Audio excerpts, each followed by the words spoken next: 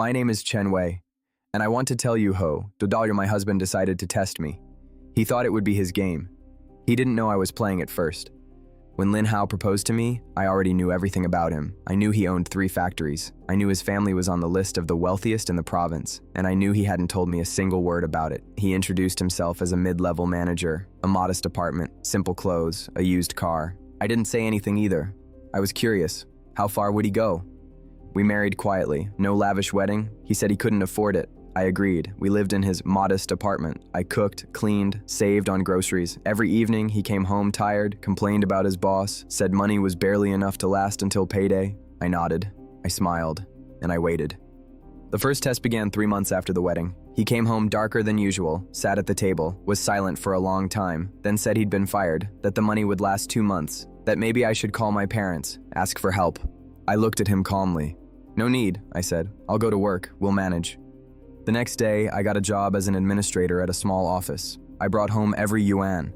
He watched, he took notes, he checked. I knew about it, because his best friend, Da Cheng, who supposedly just dropped by for tea once a week, was actually his assistant. I'd seen them together once, at a shopping mall, before all this even started. They never noticed me. I kept playing my role. The second test happened 6 months later. He said he had a debt, a big one, that a friend had lent him money for an old business that had gone bankrupt, and now demanded it back. 200,000 yuan. Or there would be serious trouble. He looked at me. He waited. I stood up, went to the bedroom, opened the bottom drawer of the closet, took out an envelope. Here's 120,000, I said. It's everything I have. Take it. It was my money, real money, which I had been saving for years before the marriage. I really did give it to him. He took the envelope. His hands trembled slightly. There was something like shame in his eyes. But he didn't stop. The third test was the harshest. A year later, his mother, a woman he introduced to me as his mother, came to visit. Strict, cold. She inspected the apartment like an auditor. Over dinner, she said bluntly, Lin Hao could have married Sue's daughter, with a dowry, with an apartment, with a name, and he took you, with nothing. Do you even understand what you owe him? I poured her tea, set it in front of her. I understand, I said quietly, and I smiled, because the woman in front of me was not his mother.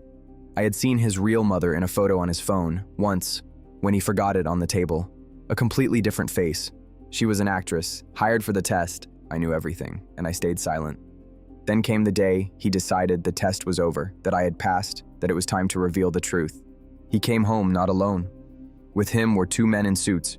He asked me to sit down, took my hand, and began to speak, that in reality, he was a wealthy man, that he owned 3 factories, that he had tested me because he was afraid women loved his money, not him, that I had turned out different, that now he wanted to give me a real life. He expected tears, joy, relief.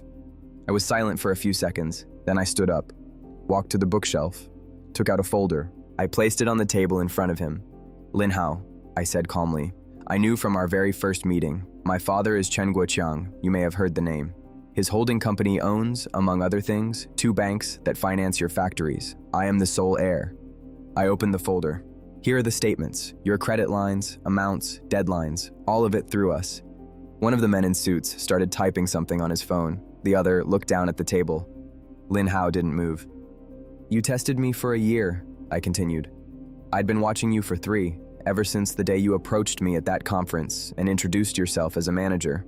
I wanted to understand what kind of man you are when you think no one's watching. The silence in the room was absolute. And what did you see? He finally asked. Quietly, in a completely different voice. I closed the folder. I saw a man who's afraid to trust, who hides behind money, who humiliates his wife with a fake mother just to test her patience. I picked up my bag. Lin Hao, you wanted to know if I could love you without money. I gave you my last 120,000. You got your answer. I looked at him one last time. Now, I have a question for you. Are you capable of loving a woman who's richer than you, or did you just need someone obedient? I walked out. Outside the door stood my driver, with a car, one I had never shown my husband. 3 days later, Lin Hao called, 7 times. On the 8th call, I picked up. What he said, you'll find out in the next episode. Subscribe so you don't miss it, and tell me in the comments, would you have forgiven a man like this or not?